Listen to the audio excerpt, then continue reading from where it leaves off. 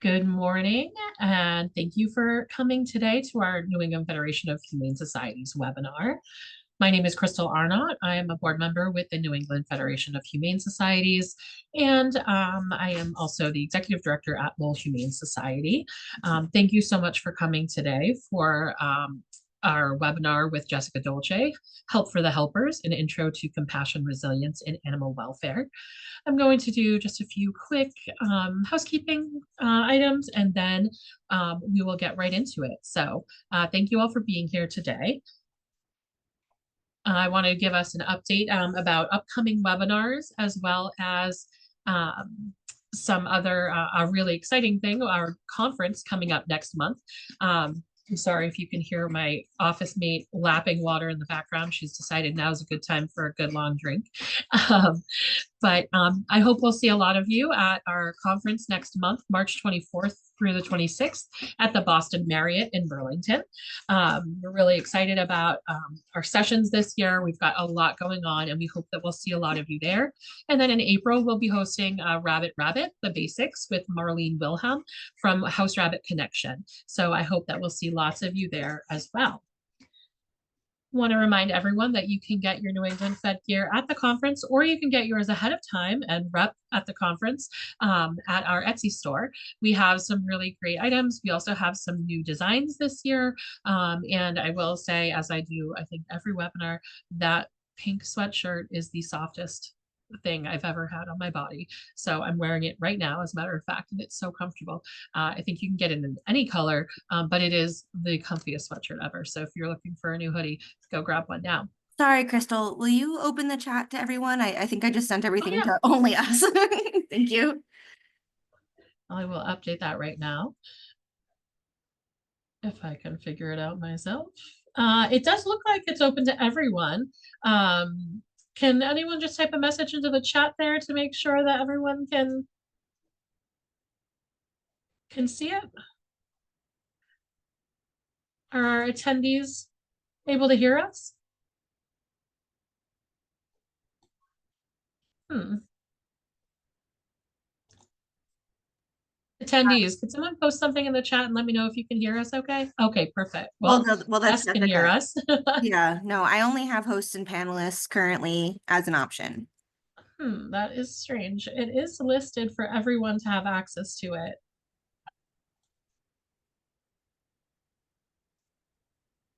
That is very strange. Let's see. We can make some adjustments. How about now? Can anybody type now into the chat? Oh, here we go. Yes. Okay, perfect. Oh, wow, there they all go. Okay. All right. There we go. Excellent. All right, we'll try that again. So please introduce yourself in the chat. Tell us where you're coming from and who you are. We'd love to know who we're working with and who we have here with us today. I want to also just do a quick thanks to our sponsors. Without them, we would not be able to offer these webinars or our annual conference. And that is thank you to ASPCA, VCA Animal Hospitals, the Humane Society of the United States, MSPCA Angel, and our possum partners, Save One Soul Animal Rescue League. Without their support, we certainly could not bring these awesome webinars to you. So thanks to them. And then without further ado, I would like to introduce our speaker today, someone who I have followed in the field for quite a long time, and we're excited to have you here today. Welcome to Jessica Dolce. Jessica is a certified compassion fatigue educator, receiving her training from Tend Academy. She brings more than 20 years of experience working with and for companion animals to the Compassion and Balance program, her online education platform for animal shelters. And I'm sure Jessica will share her website and other ways to access her later. But I highly encourage you to check out her website. It's something I refer back to often in times of difficulty throughout my time in sheltering. And I'm really excited about today's session. So without further ado, I will turn it over to Jessica. Hi, guys. My dog has decided this is the exact moment to bark out the window, so we'll see. And then my other dog just extracted herself from the couch. So it's very exciting here. If you give me a second, I will share my slides. Just before we went on, my office mate here decided to bark her crazy head off.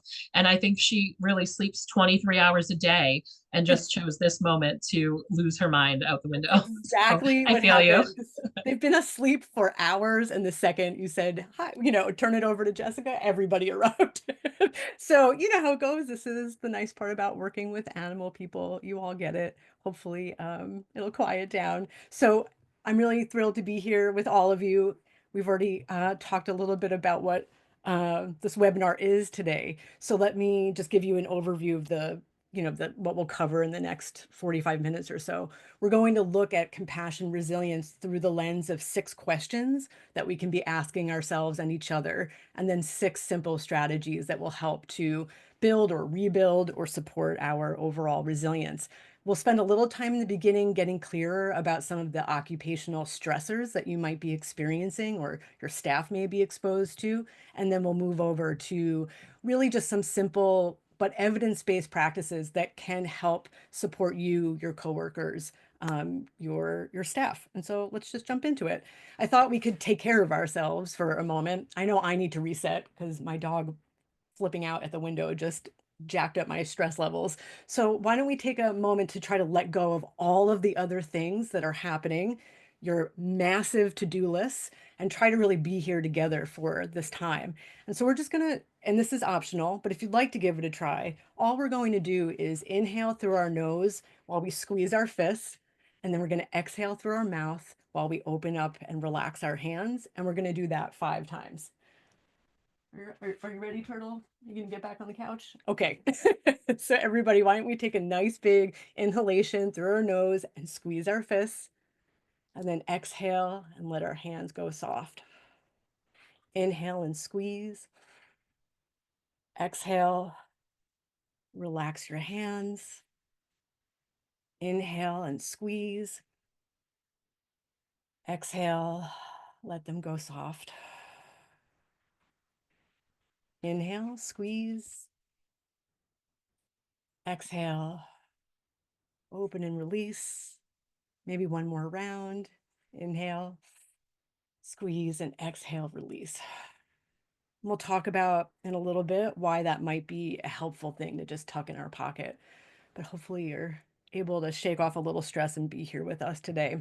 So the first question that we're going to ask ourselves, and maybe think about how this question could apply to our staff and coworkers, is how is the work that I do affecting me? Right? How does the work I do impact me? And so there are 4 main categories of stress injury, causes of stress and distress in our work that we just want to be aware of and mindful of. So the first is, depending on your role, you may or may not be exposed to trauma on the job, which can result in a traumatic stress injury.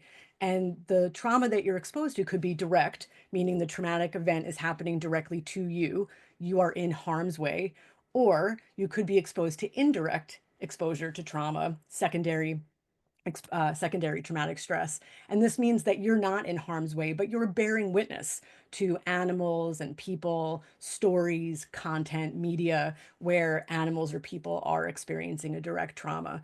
So I think the most simple way to differentiate between those 2 things is if a cat is hit by a car, that cat is experiencing a primary trauma. If we are taking care of that cat, or even listening to a story about that cat, or looking at images of that cat, that is exposure to secondary trauma.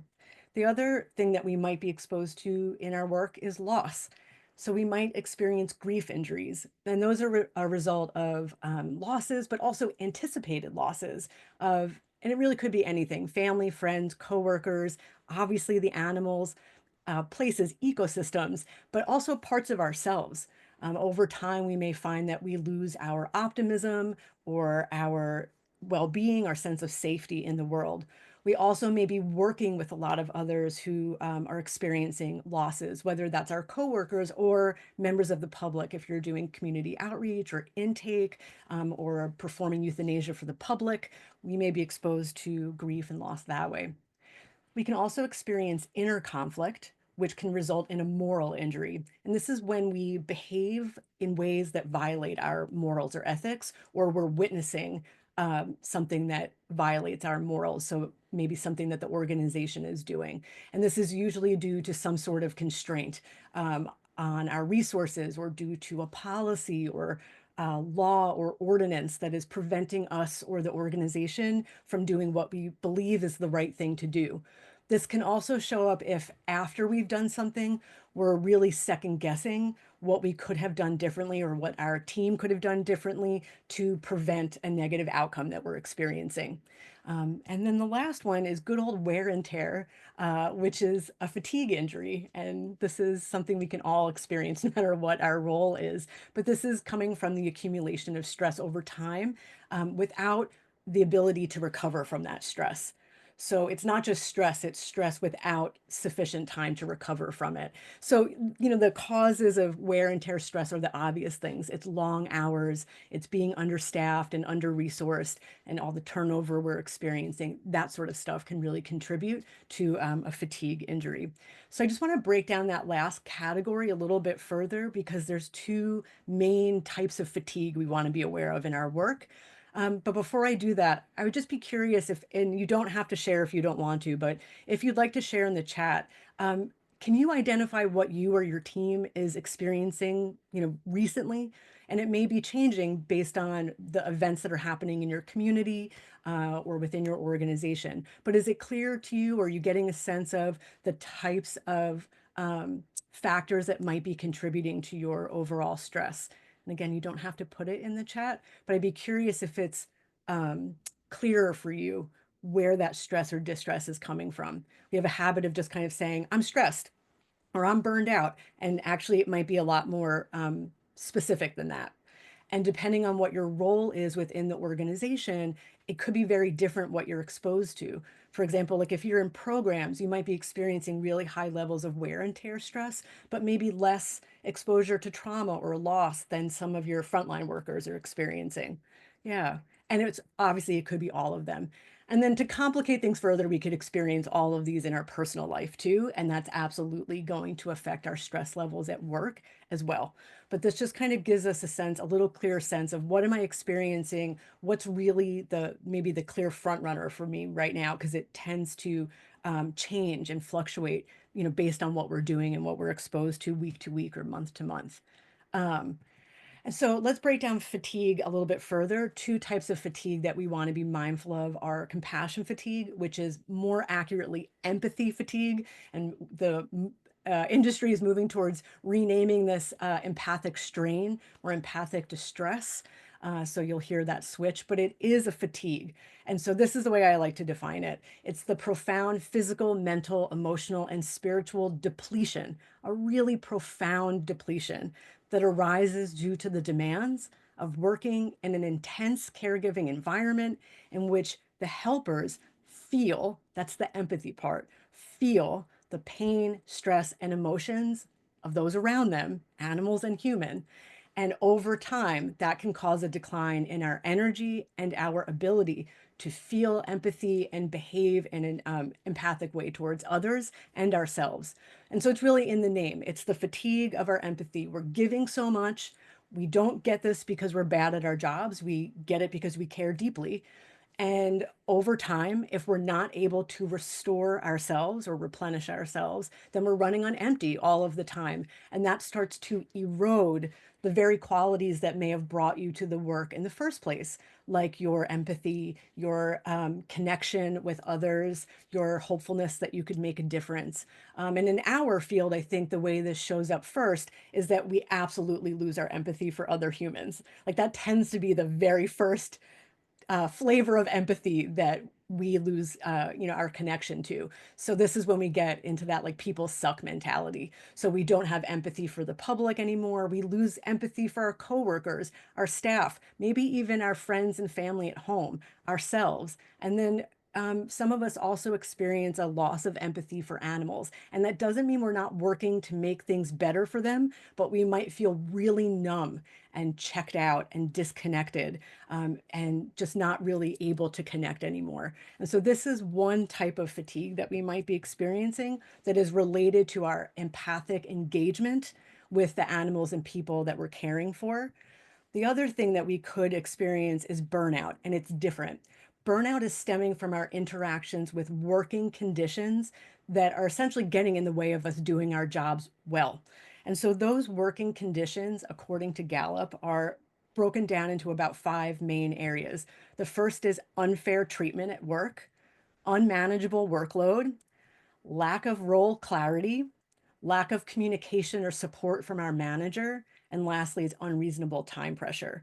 And so, as you can see, this could happen to anyone in any job. It is not specific to animal welfare or helping professionals. You could work in a restaurant and all of this stuff could happen to you. And so, compassion fatigue is much more specific to the type of work that we do.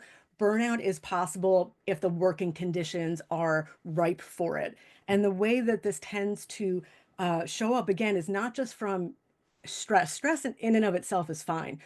Burnout is the result of prolonged, ongoing stress where the demands are too much and we don't have the resources needed to cope with those demands, right? The stress is far outweighing our ability or resources to cope with that stress. And so it tends to also happen kind of slowly over time, and we may start to see certain signs, pop up in our experience. It doesn't have to be all of these things all at once, but some of the characteristics of burnout are emotional exhaustion. So again, this is fatigue. We may also experience mental distancing or disengagement from our jobs. We may find that we're becoming really negative or cynical, and we may also feel a sense of professional powerlessness, like nothing we're doing is making a difference. We're not good at our jobs. We're not sure if we should even be doing them. And, for a lot of us, we may experience some of these, and it's not until maybe we've experienced burnout for a long time that we start to really disengage from our jobs. Animal care workers have a good track record of experiencing a lot of this and still showing up and working really hard. So disengagement isn't necessarily going to show up right away for some of us. So I just wanted to delineate these two. Most of us are experiencing the conditions for both, right? Because we're in nonprofits or whatever it may be, and we're not often getting the adequate resources that we need to cope with the demands. So everything that I'm going to share today can be helpful for both of these things. But I think it is important to think about what you might be experiencing, because in some ways the solutions are a little bit different. We remedy burnout by addressing working conditions, or if we don't have the institutional power to change those working conditions, then by doing whatever we can to change our relationship to those conditions. Whereas compassion fatigue is going to be a part of our everyday lives. It's an occupational hazard due to the type of work that we're doing. And it's not necessarily going to resolve if the working conditions improve, because it's really related to that empathetic engagement we're still going to be doing. So just a way to understand the difference and what we might be experiencing. I think what's helpful is to put all of those stressors and this, kind of concept of awareness onto a continuum so that it's a little bit more simple to track what we might be experiencing and how we're doing. And so there's a color-coded stress continuum that we can use to check in with ourselves and each other without having to get into like the nitty-gritty of what specifically might be causing our stress. And so the first or the far end of the continuum is the green zone, where we're doing really well. We're functioning well, we feel well, like life is pretty good. We might experience this like while we're on vacation, or when we're new to the job, or for moments in the day, right? Like most of us are not living here right now. Life is really challenging, but we might be experiencing moments of green in our lives. Where a lot of us are hanging out is in the yellow zone, where we are experiencing stress, but the stress is mild. It's not sticking around. And so it could be caused by any kind of stress in our lives, like being stuck in traffic or having a difficult coworker or any of the things I just mentioned. And this is when we start to notice how stress is impacting, the way that we're behaving or feeling. So we might be getting kind of irritable or reactive or having a little trouble sleeping at night. But what characterizes the yellow zone is it goes away. So we're not stuck here. And most human beings are just moving back and forth between green and yellow all day long. Because again, having stress activation is absolutely good and fine. So we're just going back and forth, right? This is normal. What we need to be aware of is when the stress becomes chronic or the stressors become really intense, we can move into the orange zone. And this is when we're talking about stress injury. And so the stress is more severe. It's impairing our ability to function. It's not just going away. It's, leaving a scar. It's sticking around. And we get into this orange zone either because we're stuck in chronic stress, wear and tear stress, and or we are experiencing a traumatic event or a really significant loss or moral injury. Again, for a lot of us, we're all experiencing wear and tear. And so a lot of us are spending time in the orange zone. And then you add on maybe some of the more acute events, and that can tip us over into this. The way that our work goes, it's so intense, it's so high volume and fast paced that we're all going to be kind of moving through green, yellow, and orange pretty regularly, especially just the sheer volume, I think, of the work that we do. So our job is to start to recognize, when am I hanging out in orange, right? It's not just transient. I'm really maybe spending a lot more time here. It's really having a big impact on my ability to function. And one clue is that you stop feeling like yourself. So when I'm in the yellow zone, I'm a jerk, but I know who I am. Like it's not my best self, but I absolutely know like that is reactive Jessica. Ugh. But I recognize it. When I'm in the orange zone, it starts to be like I don't recognize who I am right now, or I don't feel in control of my feelings or my thoughts or my behavior, right? So we start to really feel that loss of control, not feeling like ourselves. And then the far end of the continuum is the red zone, illness. So we're moving from injury into illness, and we're looking at more like a diagnosis. So, an anxiety disorder, post-traumatic stress disorder, substance use disorder.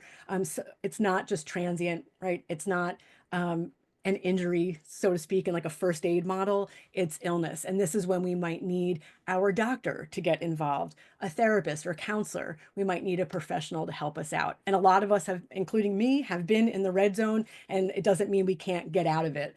But what we want is to be able to notice when we're in that orange zone so we can take real time action to try to avoid getting into that red zone. Because a lot of us don't pay attention to ourselves until we are all the way at the far end of the continuum.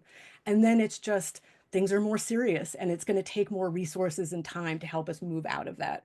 Right. And so part of what we're talking about today, some of the strategies will be what are some things we can do to help us move from that orange to the yellow zone, back into the green zone occasionally, so we don't necessarily wind up at that far end of the continuum. There are a few things that might be helpful to just keep in mind in terms of like what might give us a hint that we're in that orange zone. We've got signs. These are things that we can see in other people. They usually look like pretty persistent negative changes in how people are behaving or what they're saying. That's the tip off, right? Like to a kind of internal injury is behavior and words are changing. So we might look for in ourselves or others that they're becoming much more isolated, which is a big red flag. If they're behaving in a way that's really uncharacteristic, or you are behaving in a way that feels compulsive or not in your character, maybe you're making a lot of mistakes or you're noticing someone is having a change in the way that they function. These are all indicators we just want to look, out for. And then there are symptoms that other people may not be able to see, but we know that we're having this experience. And again, it's that not really feeling in control of ourselves. And so that may look like we're having a hard time falling asleep or staying asleep. And then if you bump it down the continuum, maybe we're not sleeping, we have insomnia, or when we do, we're having recurrent or vivid nightmares. So our sleep is really disrupted. Maybe we're having a hard time focusing, our memory's not so great, or we're having trouble thinking rationally. We may feel very intensely, like hyper emotional, or maybe we're at the far end of that continuum and we've started to feel really numb and checked out, right? We're not feeling much of anything anymore.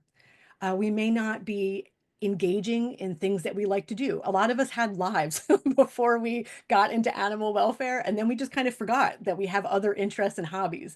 But maybe you do remember that you really like to do something, and then you try to do it and you find that you're not even enjoying it anymore, right? So either failing to engage in these things, or when you try, you're not able to enjoy yourself. You might find that you're avoiding certain situations, reminders, places, people, animals, avoiding the work in some way because it's painful, or you're experiencing attacks of panic, anger, intense guilt, or shame, right? And so again, this is moving from like, emotions that might be really difficult and painful to we're getting into like, it's really serious for us. We feel really out of control. This isn't necessarily just like being a little angry and irritable. We might be experiencing rage, right? And so these are some of the things that we want to be looking for ourselves and others, that maybe we're in that orange zone and it's time to make some changes for ourselves and the way that we're working, maybe reaching out for help. And so one of the things I really would encourage you to do is to take a weekly inventory of where you're at, really be honest with yourself. What color am I this week? Right? So a 2-minute check-in, but really get to know yourself. We all have some obvious changes that like start to happen as our stress increases. Maybe your sleep really starts to change, or the way that you connect to other people starts to change, and to have an honest conversation in real time with yourself, because this provides an opportunity to make real time changes to help get us out of that more serious red zone. So I really encourage you to pay attention and to not dismiss it, but to notice as things start to fluctuate, because our health and our stress levels are changing all the time. And we really want to pay attention, not just when things are really bad, but even in the in between. And so when you start paying attention or you start noticing those orange zone symptoms or signs, the question may come up, when do I need to get some professional help? And so this is not law, but here's my opinion. If you have symptoms that are not improving, they're getting worse. So think intensity, duration. You're trying to take better care of yourself. You're trying to reach out for support, but things just aren't getting better. Then we may need to talk with our doctor or a counselor. If you're feeling hopeless or you're having even passing thoughts of suicide, we definitely do not want to stay isolated in that. These feelings are probably more common than we might think. So we want to reach out, whether that's a hotline, a friend, our doctor, anybody, so that we're not alone in those feelings. If you think you might be clinically depressed or have an anxiety disorder or post-traumatic stress disorder, which can result from primary and secondary exposure to trauma, that's when it would be really helpful to work with a clinician. But also if your friends or family are expressing concern, if you trust them, if you feel like they have your best interests at heart and they're telling you that they are concerned, that may be a sign that we're not seeing ourselves clearly. And we want to maybe listen to that person that we know really loves us, and take in that we have changed. And then finally, just because life is so hard right now, period. And then you add on the type of work that you're doing. Um, I just think we all need help. And one of the most effective things we can do for ourselves is to get into a relationship with whether that's a doctor or a counselor or a therapist, when we're doing pretty okay, like yellow zone, because that means we'll have the energy to go through the very exhausting and annoying process of trying to find a therapist that's a good fit for us, right? We want to have that person in our corner when we're doing pretty okay, and we want help staying that way. And when things do get pretty bad, orange or red zone, which they do for lots of us, we already have that relationship going. So we don't have to reach out for help when we're in a crisis. We already have someone in place. So I'll just say that you don't have to wait. In fact, please don't wait until you're in crisis to reach out for help. It is okay and recommended that you reach out earlier, sooner rather than later. But I want to end this kind of section of the webinar with better news. There are other things that are possible for us other than just being injured by our jobs. We can experience compassion resilience. And that's when we have the skills and support and the ability to maintain our well-being while we respond compassionately to the suffering of the animals and people around us and during stressful events, right? This is possible for us. And one of the ways that we tap into compassion resilience is by increasing our compassion satisfaction levels. And that refers to the pleasure, the meaning, the purpose that we get when we're able to do our work well. We feel competent in ourselves, and we know that our efforts are making a difference, that we're having an impact. And the higher our satisfaction levels are, the lower our compassion fatigue levels tend to be, the more resilient we are. And so this is also possible for us. It's not all bad. In fact, we can experience some of this at the same time. And so it's not really clear lines, but we can do things to build our resilience and satisfaction to really keep us afloat while we continue to be exposed to a lot of stressful things. So we're going to move on to some of the things that we can do to help ourselves build that compassion resilience. And so the next question I want you to start asking yourself is, am I safe right now? And here's why. First, we're going to talk about safety from the leader's perspective. If you're in a supervisor, manager, leadership role, safety is always going to start with you. And I want you to consider and talk to your staff about whether they feel physically safe on the job. So are they in danger, or do they perceive themselves to be in danger from the animals they're working with or the people? What equipment or training or policy change or support do they need from you in order to feel physically safer on the job? Sometimes there are really simple things that you can do to make people feel a lot safer with a minimal investment financially. So, for example, one group told me all we want is tie downs in the intake area so that when we're taking the history of a dog who's pretty spicy, we know we're safe. That dog is anchored to the wall instead of being held on leash by me or the pet owner, right? I just want to feel safer, really concentrating, taking that history. If we had tie downs, I would feel safe enough to really pay attention.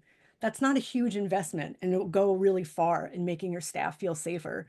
We also want to look at psychological safety. Can people make mistakes without fear of getting in trouble? Can they speak up if they disagree? Are toxic behaviors like gossiping, bullying, homophobia, racism, are those addressed effectively and in a timely manner? These are big factors in whether or not people feel safe on the job. We also have to think about, what is your critical incident response before there is a critical incident? What's your plan? How will you communicate with staff? What support will you offer people who are directly involved and indirectly involved? And then for you to feel more competent and confident supporting your staff, are you trained in mental health first aid? NACA, National Animal Care Association, they offer free training every month for mental health first aid. And so there is an affordable and easy way for a lot of us to feel more competent and confident supporting the mental health of the people around us. But speaking of our own safety and what we can do, I really want you to be thinking about tending to your own stress response and nervous system. And there's a really kind of classic book called Help for the Helper, in which the author writes, for a helper to minimize the risks to her emotional and physical well-being, she needs to be able to find ways to balance empathic engagement, regulate her autonomic nervous system arousal, and maintain her ability to think clearly. Those three things are very, very much intertwined with each other. So briefly, we're just going to look at your autonomic nervous system. Is your automatic, it's not rational. It's a kind of like neck down experience. It's an automatic detection system that is always scanning your external environment and your internal environment for cues of whether you are safe or in danger. If you're in danger or you perceive that you are in danger, your nervous system is going to activate fight, flight, or freeze. When you feel safe, you're going to go into parasympathetic recovery mode, rest and digest. The problem for us is because the work is so intense and fast paced and high volume, our nervous system is misreading a lot of the stressful parts of our day as actual threats to our survival.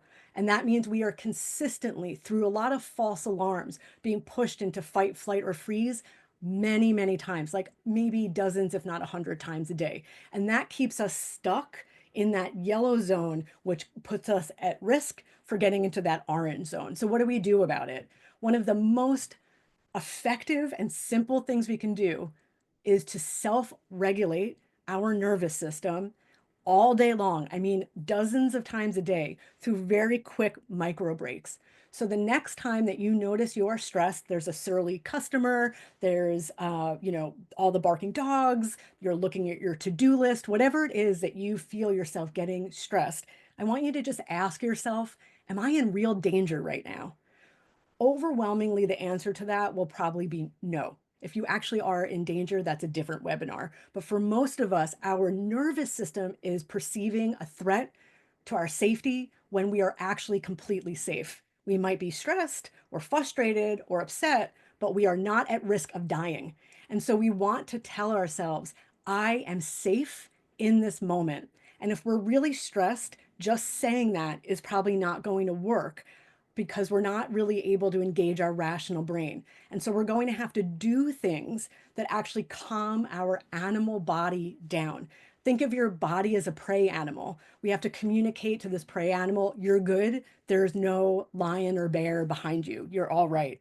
We can do that through really simple, quick practices, like what we did to start the webinar today, squeezing your muscles and relaxing them, squeezing and relaxing, and doing it with your whole body, squeezing your shoulders, relaxing. Think like wet noodle, right? Really letting everything kind of flop, because if we're loose, then we're not engaged in that survival response. We might need to move our body.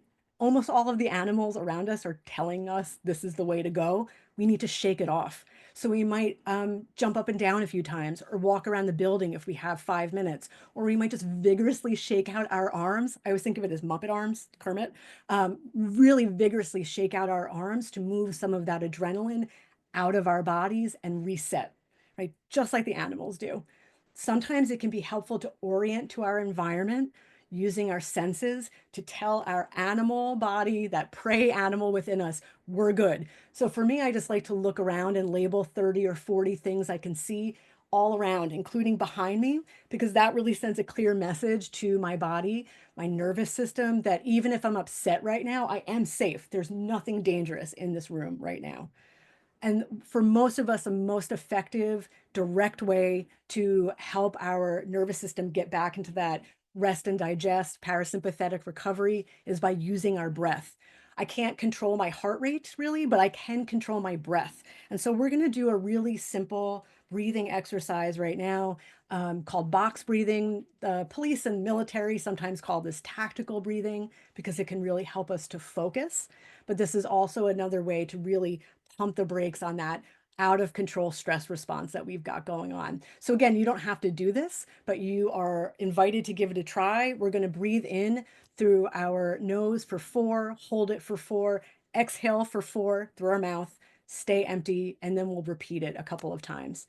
So if you'd like to give it a try, take a nice big inhalation in through your nose, 3, 4, hold, 2, 3, 4, exhale through your mouth, 3, 4, stay empty, 3, 4, inhale, 2, 3, 4, hold, 2, 3, 4, exhale, 2, 3, 4, empty, 2, 3, 4. We'll do it one more time. Inhale, 2, 3, 4, hold, 2, 3, 4, exhale, 2, 3, 4, empty, 2, 3, 4. And whenever you want, you can go back to breathing normally. You may also be hearing my dog snoring very loudly behind me. That's what that sound is.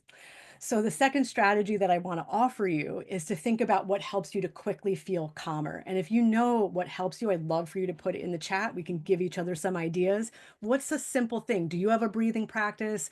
Do you have a movement or a way of helping yourself quickly regain a sense of calm, groundedness, moving yourself out of that kind of really intense fight or flight reaction that a lot of us are having? Because the idea here is that we're trigger stacking all day. Right? If there's a behavior person who wants to throw in the definition of trigger stacking in the chat, you're welcome to. But our stressors are stacking up all day. We need to unstack those stressors by stacking up moments of safety instead. And the easiest way for our body to feel safe is through those really simple body-based practices. Yeah. So our third question is, what do I need to recover? So like beyond just in the moment, recovering from our stress response, what do we need? And for a lot of us, we're kind of resting in a really passive way because we're exhausted. And I just want you to think about, is the self-care that you are currently doing actually helping you to recover Is it sustaining you? Or is that self-care draining you further? Sometimes lying in bed all day or scrolling all day, really feels good in the moment and we think it's self-care. But if that's all we're doing, it can ultimately wind up draining us. And so I just want you to think about, even if you're tired, sometimes the way that we regain our energy is by doing self-care that requires us to expend energy first. So things that people have told me help them are spending time with friends and loved ones. I tend to isolate when I'm stressed, and so I have to really force myself to do this. And it always helps, but it really is hard for me to do it. We might interact with nature or animals in positive ways. If all of our interactions are negative at work, we might really seek out positive interactions, or just have a hobby that has nothing to do with animals or work so we can really let go of that part of our identity for a while. Is there a kind of self-care that you have found really sustains you and energizes you over your career? What's worked for you? Um, it's important that we allow our self-care to change over time. It's not always going to be the same. What is helpful to us as we change, our needs might change, but sometimes there are some good solid standbys that we just forget about. The more stressed we get, the more we forget the simple self-care that actually is pretty effective for us. We can't do any of this. We can't recover from the stress of our work or take care of ourselves without boundaries. And so boundaries always start with a mindset shift where we start to understand that the work is never going to be done. So we can't wait until the work is complete to rest or care for ourselves. One of the hardest parts of our work is learning to rest, even though there's more work to do and more animals who need us. Where we have to pace ourselves along the way. And it's not just an individual action, our organizations need to help make that possible for us as well. One of the things that I think really challenges us around boundary setting, especially when there's more work to do, is that we feel guilty about it. And I think what I'd like to offer around this is that it's normal to feel guilty around setting boundaries. Almost everybody does. And you may never be free of guilt altogether, but just because you're feeling guilty doesn't mean the boundary is wrong, right? It could be exactly the right and healthy thing to do, but because you're a compassionate, caring person of service in this world, it makes sense that you would feel some guilt around taking your energy back for yourself. We have to remember that caring for ourselves is what enables us to keep caring for the animals and people. It's a long game. So self-care is both complicated and really simple. I would really encourage you to think about, what basic need do you have that's not being met this week? Do you need more sleep? Do you need to eat something other than candy? Do you need to sweat a little bit or reach out and not be so isolated? Those basics go really, really far when we're especially really taking care of those physical needs. Our emotional and mental health really get buoyed by our physical needs being met. So I would love for you to think about, if you had to pick just one area to focus on this week, what do you need more of? Sleep, nutrition, connection, movement, right? And just see if you can amp that up a little bit in your life. You don't have to add something new so much. It's just revisit that little pocket and see if you can really reinforce it and make an effort in that area. The next question is, what do I like about my work? What do I enjoy about it? So I'd be really curious to hear from all of you, what's something that you do every day, like and just average day, nothing special. What's something that you do every day that you really like doing? If you want to share in the chat, I would find it really interesting to hear, but maybe it's something really small, maybe it's big, but this is something that like is a part of your everyday experience of work. It's nothing exceptional, it's just every day. Yeah, get paid to walk dogs, no joke. I know. I also love that. Yeah, a lot of good stuff coming into the chat. So keep adding, what are the little things? Like one of my favorite things when I worked at the front desk doing customer service and intake was I would take a quick break and I would just brush the cats for a little bit. Or when I was working in the kennels with the dogs, I would take them in and I would feed lettuce to the guinea pigs so I could hear them go crazy. What are the little things? I left filling Kongs was another just like simple, enjoyable part of my day. What are the little things that you really enjoy? And then I want you to think about, how are you defining what a good day's work is? for a lot of us, especially when we're new to the job. So if you're new to animal welfare, you may be defining a successful day as a day when you get everything done or when you save all of the animals. And the longer you're in the work, you realize that's neither one of those things is really achievable. And if that is our bar for success, we're always going to feel like we failed. And that's really exhausting and demoralizing. So I really encourage you to redefine for yourself what a good day's work looks like so you can feel like you're succeeding every day. So my suggestions for that are know why you chose to do this work. What the work is hard, really hard. Why do you continue to choose to do it? I want you to try to notice when you're doing the things that you're putting in the chat right now. Most of the time, we're so busy and our minds are not present. We're thinking about what just happened or what we're worried about in the future, that when we're, being with that office cat, we're not even present with the cat. We're lost in our thoughts. And so we miss out on the best parts of our day. So know what you enjoy and be present for them. And then try to focus more on how you are showing up and less on the outcomes. You have direct control over how you show up every day, how you relate to yourself in the work, how you treat other people and yourself. You only have partial control over the outcomes of your work, right? So it really matters that you think about how you're showing up. And I would encourage you at the end of every day, no matter how bad the day was, to remind yourself what I did today matters. Say it to each other. What we did today matters. No matter what the outcomes were, it matters that we showed up and we tried. And over time, we definitely are making a difference. So I really encourage you to talk about what is going right, the things that you enjoy, small wins, and to not always hyper focus on all of the bad stuff and the problems. That's our job, to notice and fix problems.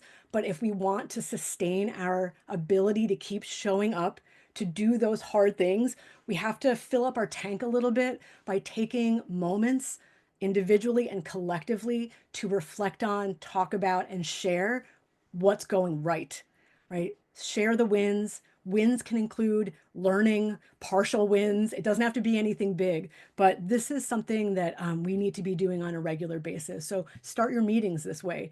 If you're complaining with your coworker, force yourself to end the venting session with, okay, what's something good? And just try to end it that way. And so our last question, speaking of talking with our coworkers, is how do I give and get support?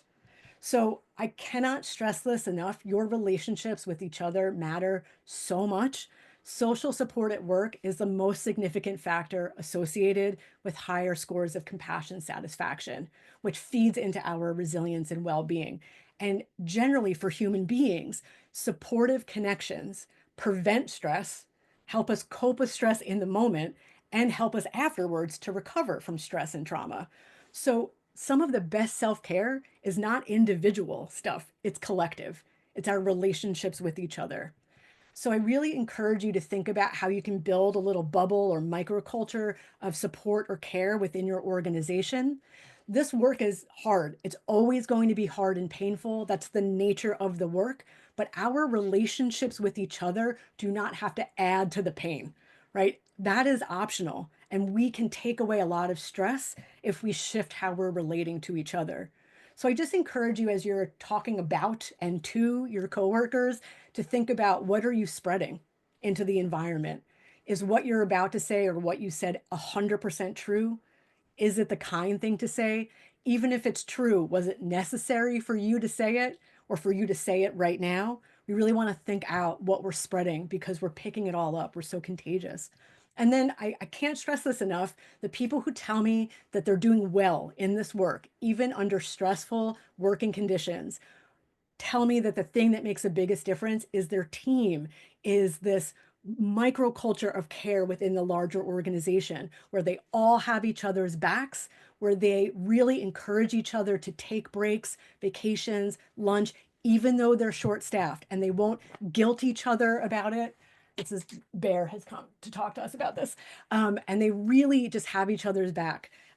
And then you can practice self-care together, right? You don't have to make it separate from work. You can just take a walk together. You can take a moment to breathe at the start of a meeting, right? You can do these things, just kind of weaving them into your day.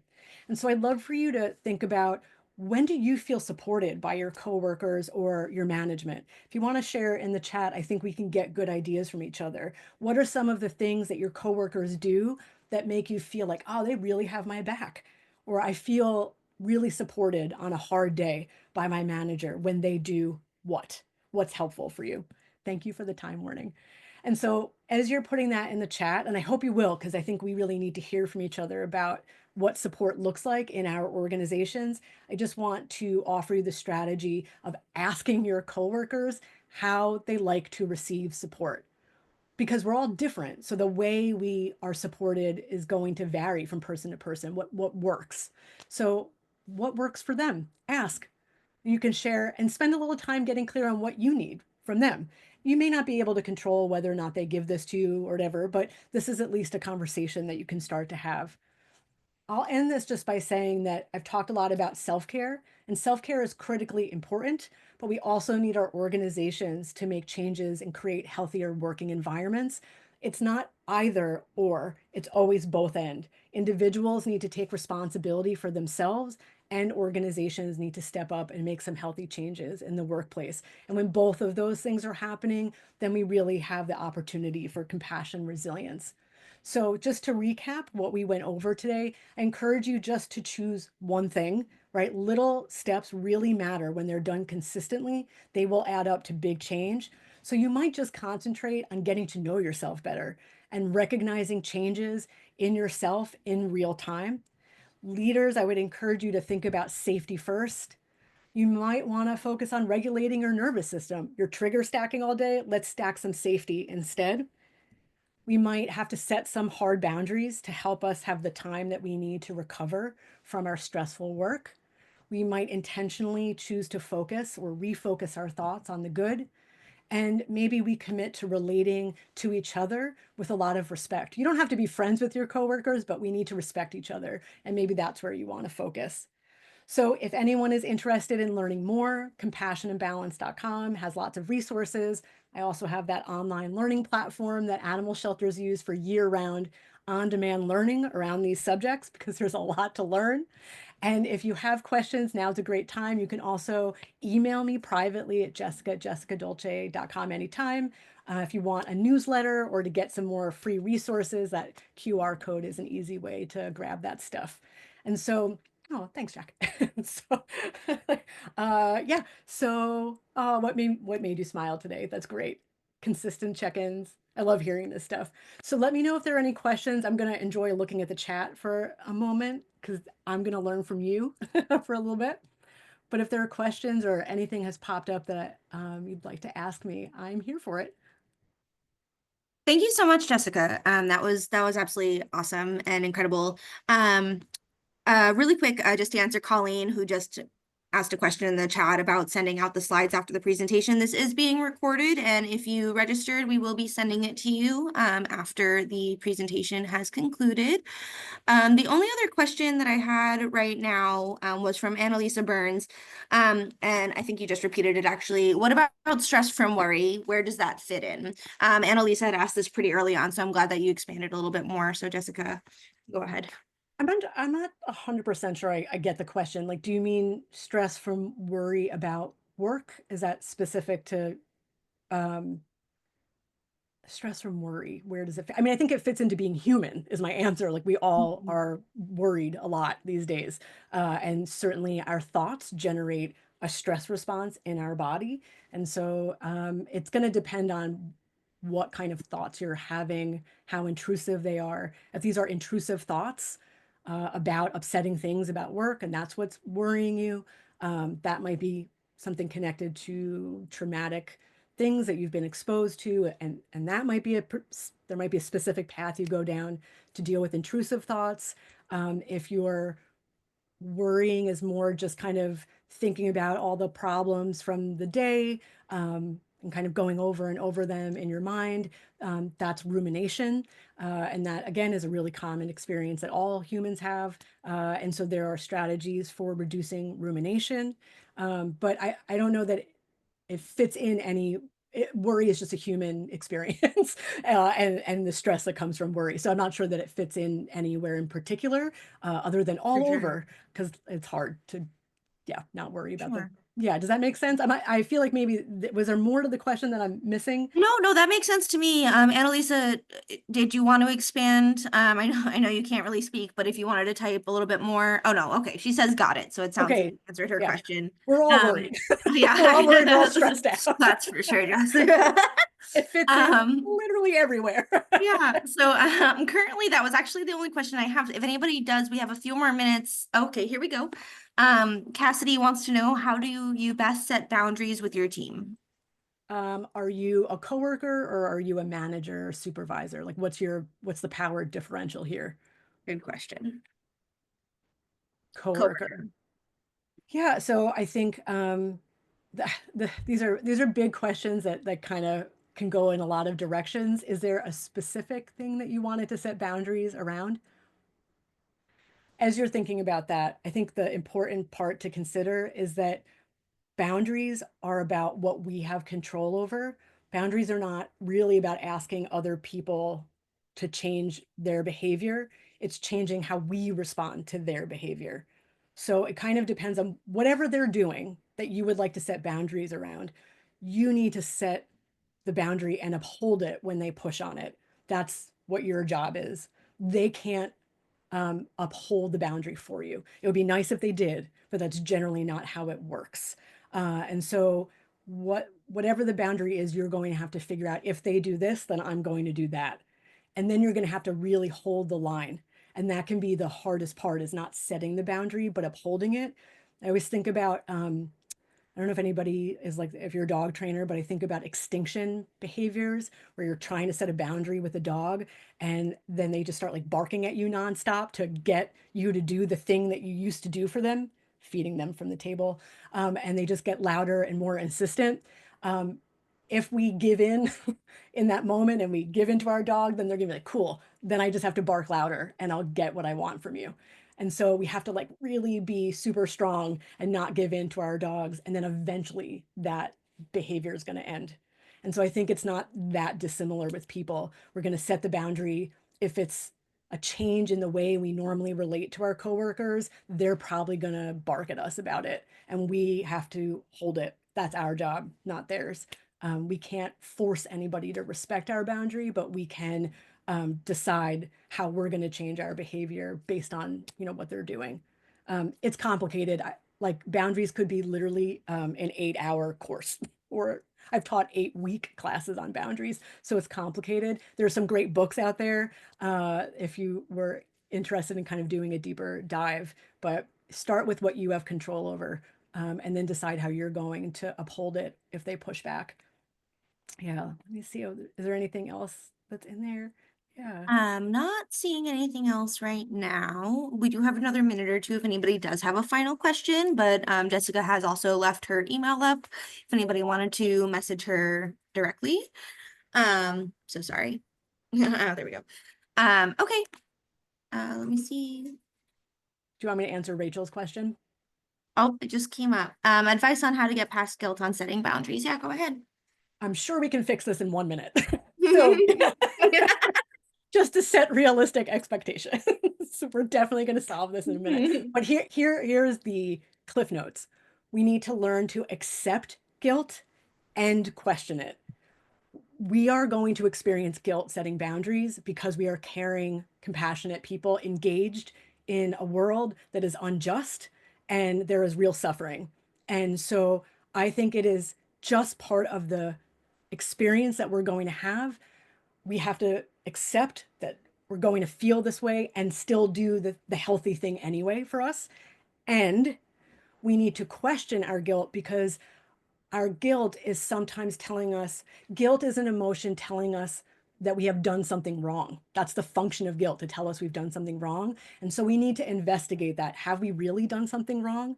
Or were our expectations for ourselves just unrealistic? So we do want to question it and kind of push back on, is that really true? Did I do anything wrong that I need to make amends for or change? Or am I just feeling like the burn of guilt because there is suffering that I wish that I could fix, but I really need to get some sleep so I can show up again tomorrow.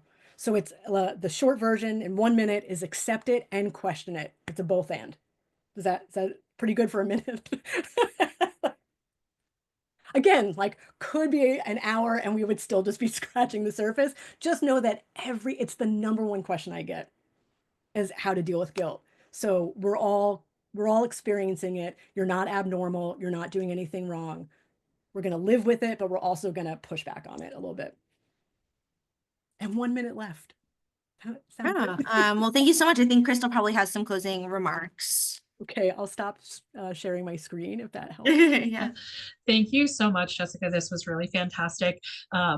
So we really appreciate your coming out to do this today. We want to remind everyone that our conference is coming up in March, the 24th through the 26th at the Boston Marriott in Burlington, Massachusetts. So please head over to our website, newenglandfed.org, and register for the conference. It's going to be a great few days to come together and network with your peers and really get to know, the other people here in New England going through the same things that you're going through.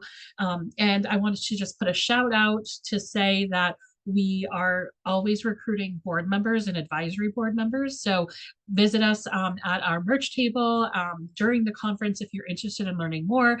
A lot of people are like, oh, well, I don't know what I could bring to the board.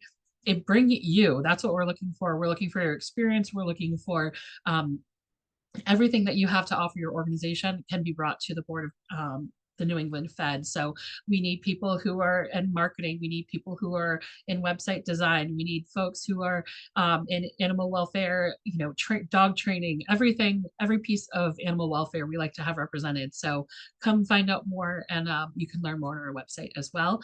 We will be emailing this out within the week. You'll get this presentation emailed directly to you.